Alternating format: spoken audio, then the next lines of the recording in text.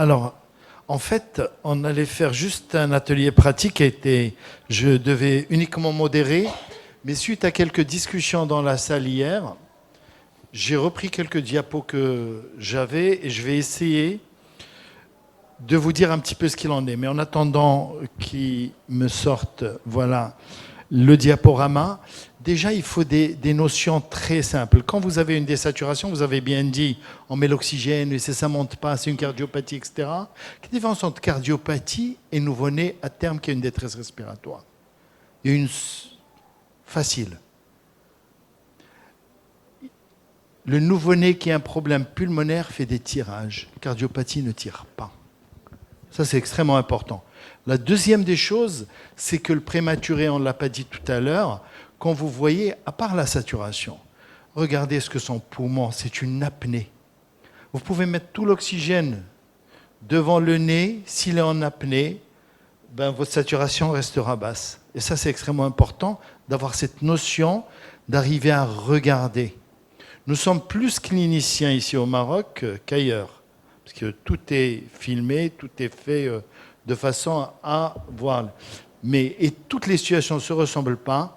Et c'est une plaisanterie quand je dis qu'on n'arrive pas à intuber, il faut changer de métier, c'est pas vrai. Ça nous est tous arrivé. Ça nous est tous arrivé. Il m'est arrivé un jour, j'étais à Marie-Lalande, puisque j'ai fait un an de chirurgie cardiaque, réanimation, et au moment de celui qui allait me montrer en place CDKT, je suis allé le voir, c'était le chef de service des blocs. Il voulait intuber un gamin de 1,6 kg, il n'y est pas arrivé. Je lui ai dit, écoute, si tu veux bien, ça un froid, et je l'ai intubé. Et je me suis senti très fort. Et le soir même, en réanimation, j'ai un enfant, je me rappelle, il s'appelait Traoré. On n'oublie pas ces cas-là, on mémorise par l'émotion. Je ne suis pas arrivé à l'intuber. Et l'infirmière, on avait honte quand on est encore un peu jeune de ne pas pouvoir. Et l'infirmière me disait, est-ce que j'appelle l'anesthésiste? Et ça, c'était le pire affront. Et finalement, je suis arrivé, mais difficilement. Voilà. Donc, il ne faut pas avoir honte de ne pas... Alors, j'ai essayé un petit peu, par rapport aux questions qui ont été posées dans la salle ces 48 heures, répondre à quelques questions. Et je vous félicite si vous ventilez sans gaz du sang. Et je réponds à une question que tu as posée tout à l'heure. Le pneumothorax sur une membrane, c'est le 3e jour. À 72 heures pile poil, et Jabir le sait parce qu'un jour on était en réanimation, et il faut se méfier du pneumothorax, c'est un enfant qui s'améliore, sa compliance s'améliore et vous ne le suivez pas. Vous ne le suivez pas dans la baisse de pression. Et ça, c'est extrêmement important, de baisser la pression. Vous savez, une pression normale, c'est combien? En PEP. Pour avoir un volume résiduel, il faut être à 2. Et on avait des règles qui ont un petit peu disparu. Moins de 30% de FiO2 sur une machine, il fallait qu'on baisse à 3. On ne pouvait pas. Et quand on est à 21%, il faut être à 2. Voilà, ça a tendance à disparaître, ces histoires-là. Parce que vous savez que si vous mettez des pressions plus élevées qu'il ne faut, votre retour veineux s'arrête. Ça ne passe pas au niveau du poumon. Voilà, c'est extrêmement important de savoir. Voilà, alors la fraction, tout le monde en a parlé, l'oxygène. Voilà, je voulais vous dire un petit peu ce que c'est qu'une saturation. Je suis désolé que ce soit aussi simple, mais c'est extrêmement important. Ça dépend du taux d'hémoglobine que vous avez. C'est-à-dire, si vous remplissez à 100% 5 grammes d'hémoglobine, ça n'a aucun sens de dire que je suis à 100%. Donc il est extrêmement important. Et puis avec les chintes, les trucs, les machins, si vous êtes à 100%, ça ne veut pas toujours dire quelque chose, ça ne veut pas dire que votre PCO2 est haute. Voilà, c'est pour l'histoire ça. Donc je passe le remplissage. Et puis, il faut avoir la notion de la PaO2. Et c'est pour ça que le gaz du sang est important. La saturation, c'est juste l'oxygène que vous avez sur les globules rouges. Vous avez les globules rouges, c'est le nombre de camions que vous avez. Vous les remplissez à 100%, mais c'est au niveau tissulaire que la PO2 joue. Vous avez une source et vous avez une livraison. C'est la livraison qui compte le plus. Vous devez être à plus de 80. Sinon, vous allez fabriquer de l'acide. Vous savez, on fabrique de l'acide, on fabrique de l'acide, on fabrique de l'acide parce qu'on est en PCO2 haute ou on est en basse saturation. Et qu'est-ce qui se passe? L'hémodynamique ne marche pas parce que tout ce qui est adrénergique, d'obus, adrénaline, etc., ne marche plus. Ça ne marche plus. En milieu acide, c'est pour ça que l'enfant repart quand vous mettez du bicard. Parce que il était en acide et que tout ce qui est adrénaline, etc., ça ne servait à rien de le mettre. Voilà, c'est pour vous dire aussi que quand vous mettez de l'oxygène, méfiez-vous, parce que quand l'enfant n'en a pas besoin, vous avez, à part les rétinopathies, vous avez vu que ici, les radicaux libres oxygénés, sur 5 minutes de ventilation à la naissance, vous avez à 28 jours encore des résidus. En fait, on ne sait pas ce qu'ils font exactement au niveau de la tête. Mais on a des détériorations, il faut se méfier de l'oxygène. Alors Néopeuf, je vais laisser mon ami en parler, puisque c'est là il vous le montrera. Et c'est juste pour vous montrer que ça peut faire une pipe, c'est très important. Et puis, vous allez imprimer, après avoir fixé la pression, la fréquence, quoi. Il faut, quand vous ventilez un gamin, il faut regarder le thorax se soulever et il faut qu'il se soulève suffisamment, mais pas beaucoup, parce que sinon, il y a beaucoup de personnes qui vont faire un pneumothorax et ils vont aggraver le cas. L'enfant fait un petit malaise et puis on va le bombarder avec des pressions élevées et on n'y arrive plus. Voilà. Et vous savez, quand vous faites ça, vous pouvez monter à 40 facilement. Donc c'est extrêmement important. Et puis ceux qui bouchent la valve, ce n'est pas normal. Voilà. Et c'est une ventilation tranquille, hein, c'est 50. Hein. Dès que le on le faisait avant, hein, pour ne pas avoir d'hypertension artérielle pulmonaire, etc. et tout ça. Mais bon, c'est dépassé. Et puis, le poumon a tendance à se fermer. C'est-à-dire qu'il y a une pression en fonction de la tension de la paroi. Et vous avez la règle de la place en fonction du diamètre de l'alvéole. Et quand elle se ratatine, l'alvéole, elle ramène tout l'eau qui est dans l'interstitium. Ça, c'est extrêmement important. Pourquoi c'est important? Parce que vous avez de l'autre côté, après 4 heures, une alvéole qui s'est remplie de l'autre côté, et celle-là qui est à la CPAP, elle est par ici. Et vous voyez qu'il y a tout un système inflammatoire qui s'est mis en marche. Et c'est pour ça que votre surfactant, au-delà d'un certain nombre d'heures, peut servir, mais n'est pas toujours efficace. Autant qu'on pourrait le... C'est-à-dire, plus tôt on met une pipe, plus tôt on met le surfactant, mieux c'est pour l'enfant. En sachant qu'il y a des techniques de ventilation avec les open lung, c'est-à-dire quand vous avez un poumon qui est tout à fait blanc, etc., et tout ça, parce que vous avez tardé, parce qu'au début, il n'est pas comme ça. Si vous mettez une pipe d'emblée, vous pouvez vous passer le cap. Mais si vous ne le faites pas, il y a un type qui s'appelle Peter Himmelsberger qui monte jusqu'à 9 de pipes ponctuelles. En fait, il recrute des alvéoles. Voilà. Alors, la loi de Laplace, on a vu qu'il y a une tendance des petites alvéoles, puisqu'ils ont un rayon qui est faible. Donc la pression, elle est haute. Donc, résultat,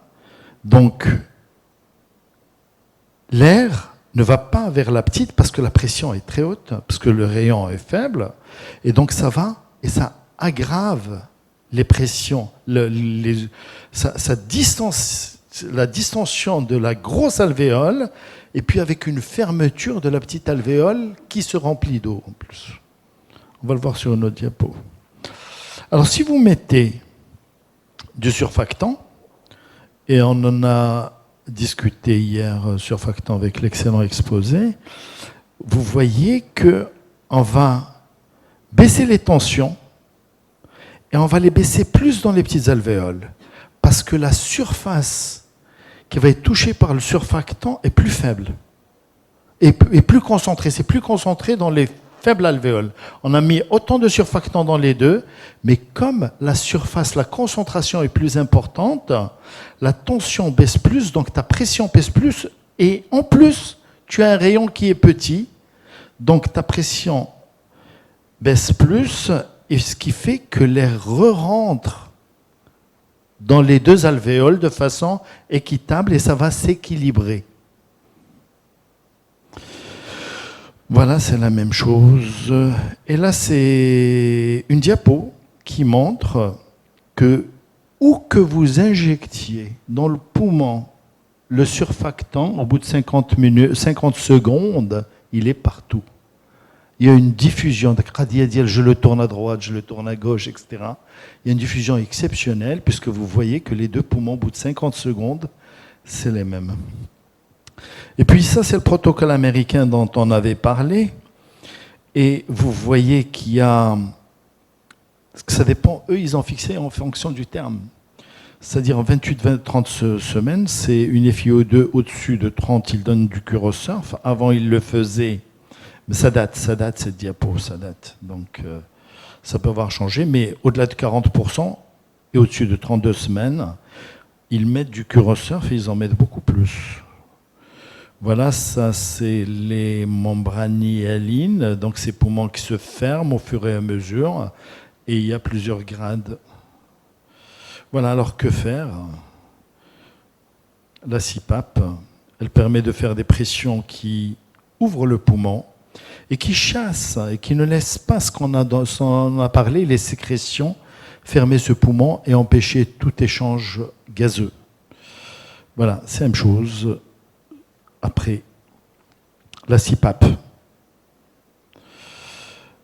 Alors, si vous la mettez très tôt, vous gardez des alvéoles, la CPAP, dans le même niveau de distension, mais si vous rajoutez en plus surfactant, vu que vous augmentez la compliance, vous avez un effet général.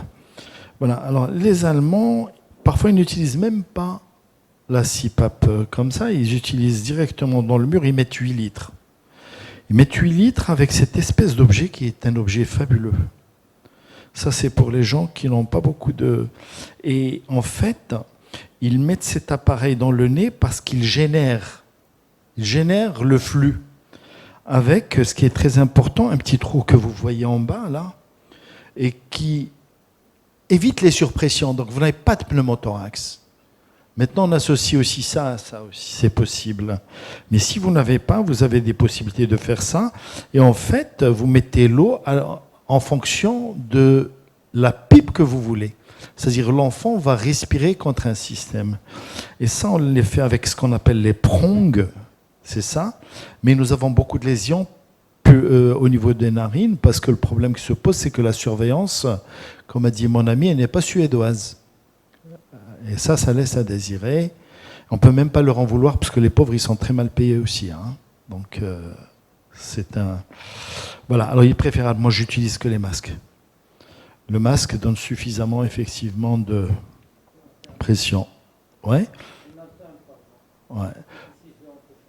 C'est possible, effectivement, mais il faut être vraiment très rigoureux. Si vous arrivez à faire ça, bravo, hein, franchement.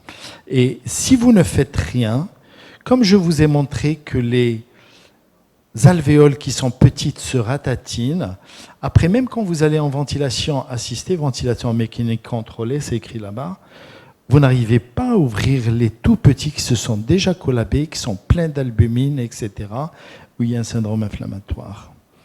Et puis, il faut savoir regarder les courbes. Je passe en ventilation, hein, mais bon, c'est du survol. Ce qu'il faut savoir, regardez, la courbe, le ballon qui est juste là-bas, regardez, avec énormément de pression, la ligne de base, regardez le volume, c'est à peine si on arrive là.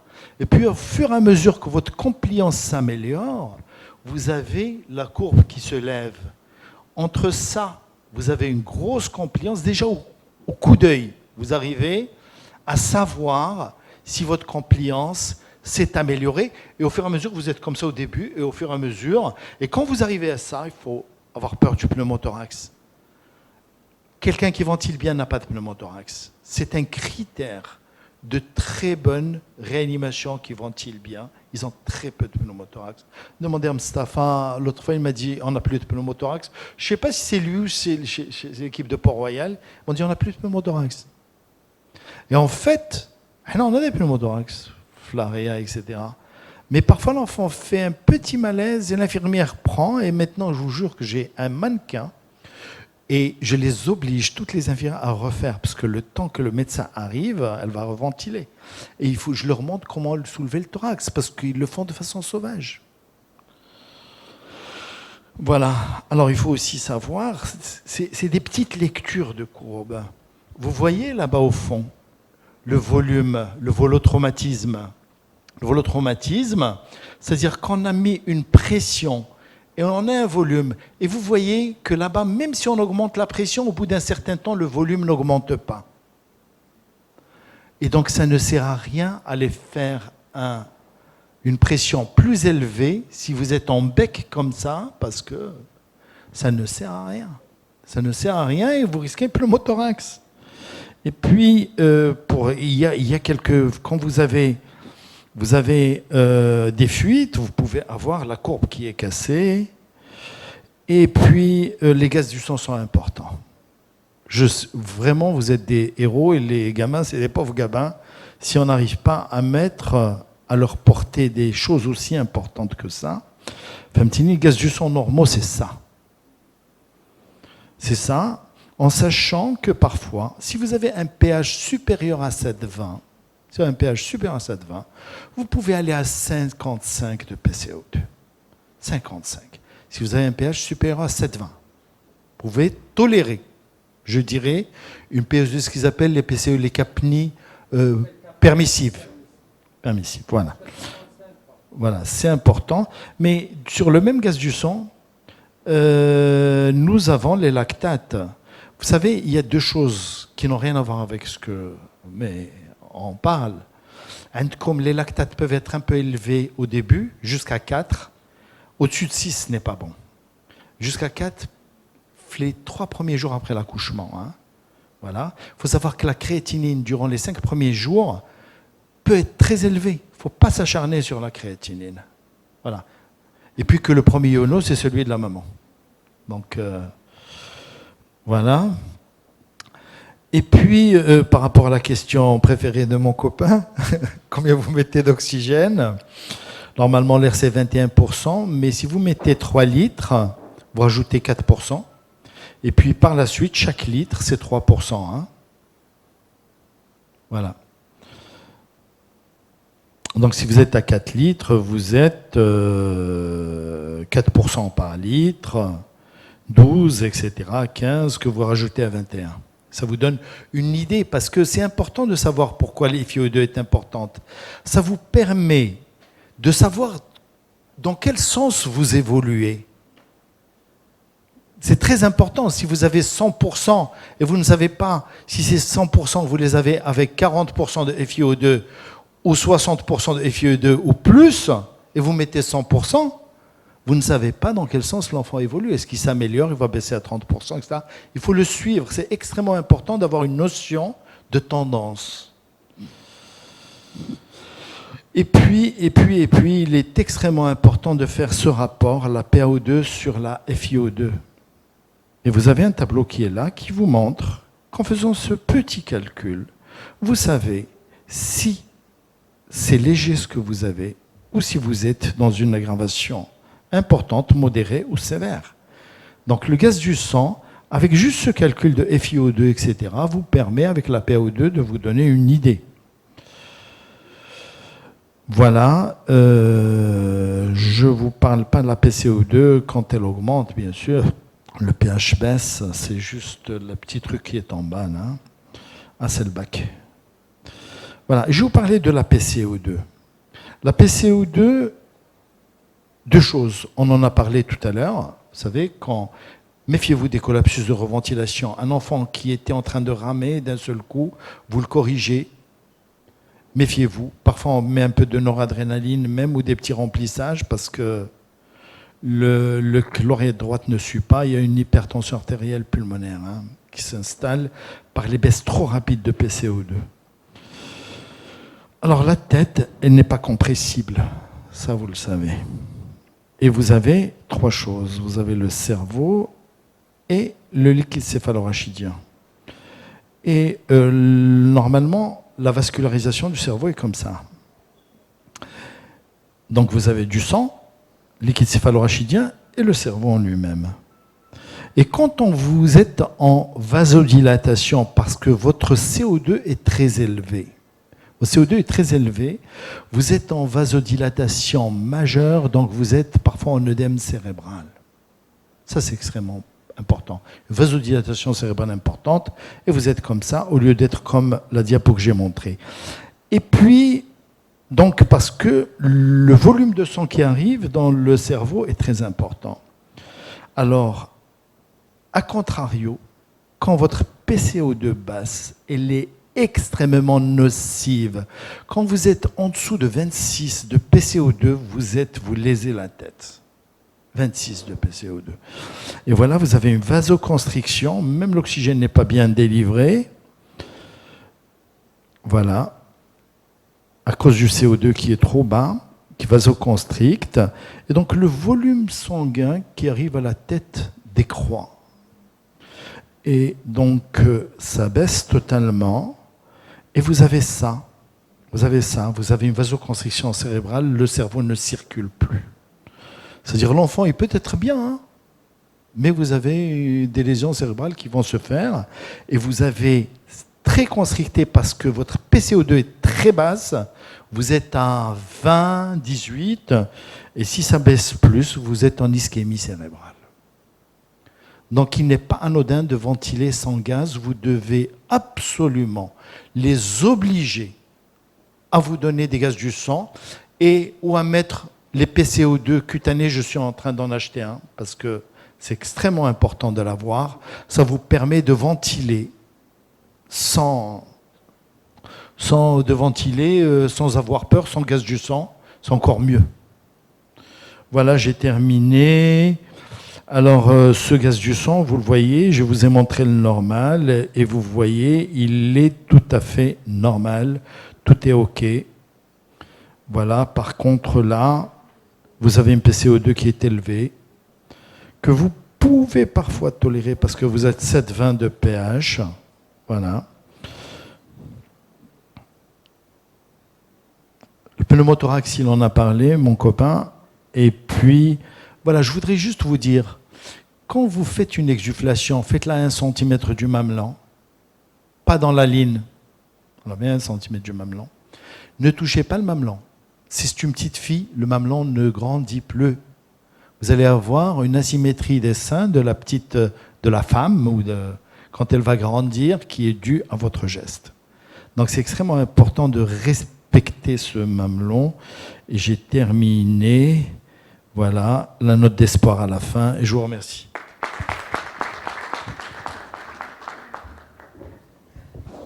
Vous avez ça sur YouTube, en fait, parce que c'est 2h30 ou 3 heures que j'ai fait à Tanger, sur toute la ventilation assistée, dans la CPAP, etc.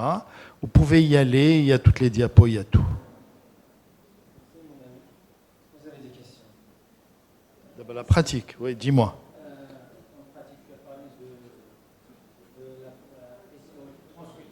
Ouais.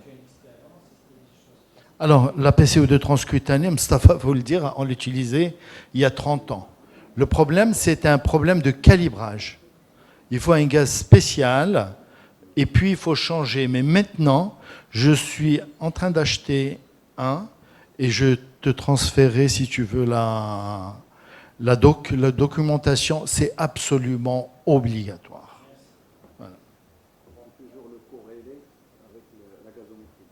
Alors,